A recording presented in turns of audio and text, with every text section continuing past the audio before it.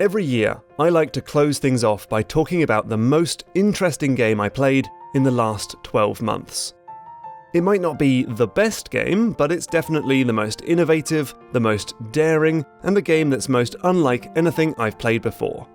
For 2018, I could have picked titles like Into the Breach, Florence, and Minit, but who am I kidding? I had to go with Lucas Pope's incredible detective game, Return of the Obra Dinn. So here's how the game works. You are an insurance agent in 1807, and you're on a merchant ship where all 60 of its crew members have died or disappeared. Your job is to figure out their fates. To do this, you have a magic pocket watch, and if you open it when standing next to a corpse, this happens. You get a bit of dialogue. Captain! Open the door! And then you get a static scene from the very moment that person died. The game then asks you two questions. Who is this person, and how did they die? How this chap died is pretty obvious. He got shot, and I think we can safely assume that he was shot by the captain. In Return of the Obra Dinn, figuring out how people died is rarely a huge challenge. The tricky part is figuring out who they are, and right now we just don't know.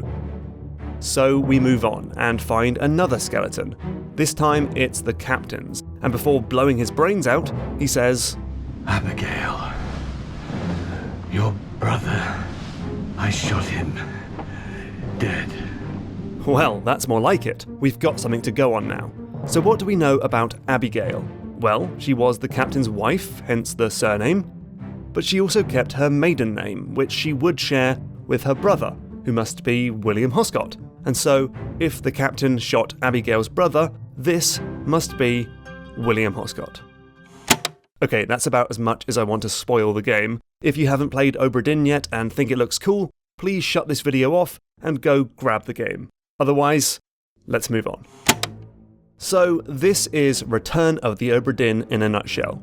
The game has about 50 of these death vignettes, and the game is essentially about cross-referencing information, as one person's identity can often only be found by looking for clues in another person's vignette, turning these scenes into a massive matrix of data.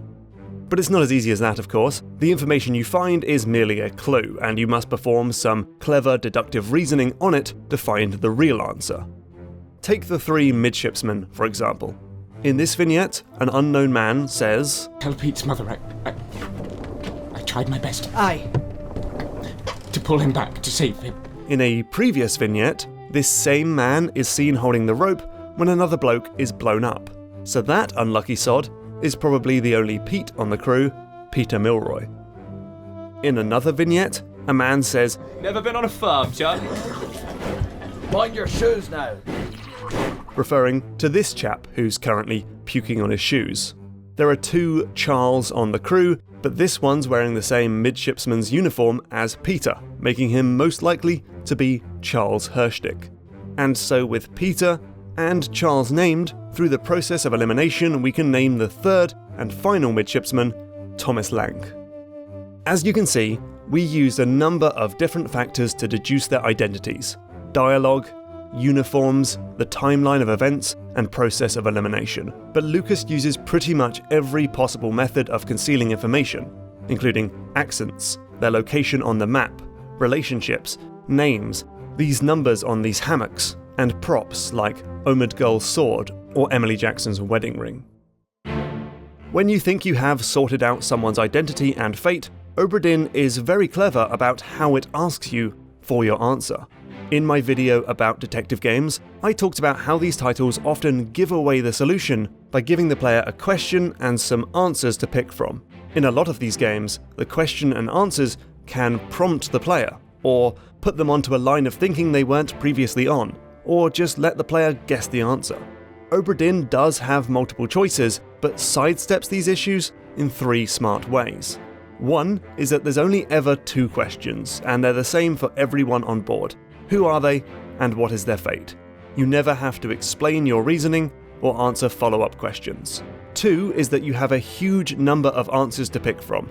Who are they has 60 possible answers, and how did they die has a huge list, like shot, stabbed, electrocuted, exploded, and so on. sometimes with additional info like who shot them or what crushed them. That's way too many to guess and too many to prompt you with a possible answer. And 3 is that the game won't immediately tell you if you were right or wrong. It will only do so when you get 3 answers right. This does take away from that immediate satisfaction of getting a correct answer, but it's there to make it very difficult to brute force your way through the game by just guessing fates until you get it right. If you are struggling, Lucas also thought carefully about how much the game should help you with figuring things out. So, the crew's faces are blurred out until the game knows you have enough information to figure things out. These triangles tell you the difficulty level of any particular fate. There are no roadblocks, you can just keep playing without identifying anyone, and even finish the game with unfinished answers. Plus, the game accepts multiple answers in certain ambiguous situations, and sometimes has multiple sources for a person's identity or fate. So we have a game where 60 people disappeared in unique and interesting ways, and they gave cryptic clues about each other's identities at the exact moment of their death. And now you have to use a fantasy pocket watch to go back to the moment each person died to fill in a book that magically knows when you get 3 answers right. I don't think you would be off the mark if you described this whole system as contrived. Which actually reminds me of another game I highlighted in my end-of-year wrap-up, the search engine detective game, Her Story. So in this game, a detective has apparently cut up a woman's testimony into about 800 unlabeled video clips.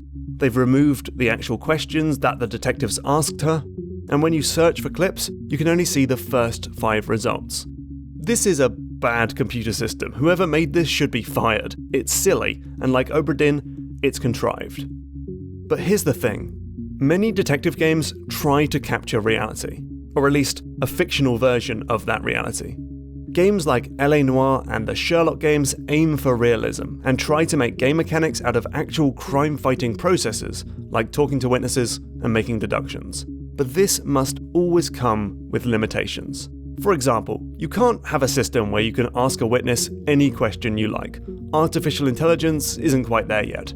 So the game picks a few questions for you, and it picks who you can talk to, and where you can go, and what items you can pick up, and it turns complex, logical reasoning into a simple, multiple-choice question. In these games, real-world processes naturally get automated and made abstract, but in ways that take power away from the player, often leading to that feeling I've described of being more like Watson than Sherlock. On the contrary, the worlds of Obra Dinn and Her Story are not trying to be realistic. Instead, they have stories, gameplay systems, and means of interaction that exist purely for the purposes of allowing for deductive reasoning without taking power from the player's hands.